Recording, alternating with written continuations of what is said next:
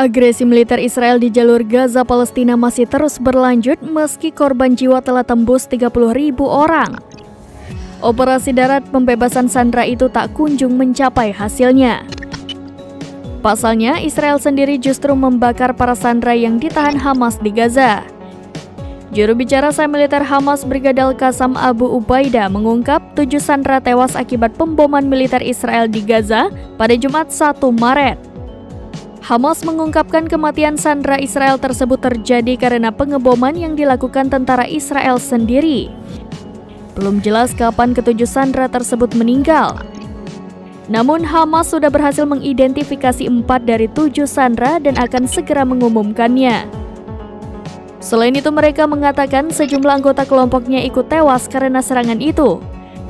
Hamas pun mengatakan bahwa jumlah sandera Israel yang terbunuh saat ini mencapai 70 orang.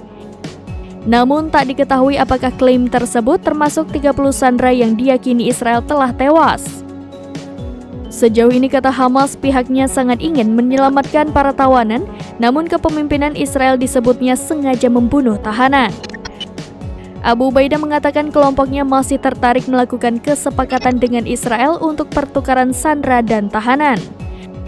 Pembebasan sandera menjadi salah satu poin utama dalam perbincangan gencatan senjata di Qatar yang telah berlangsung bulanan.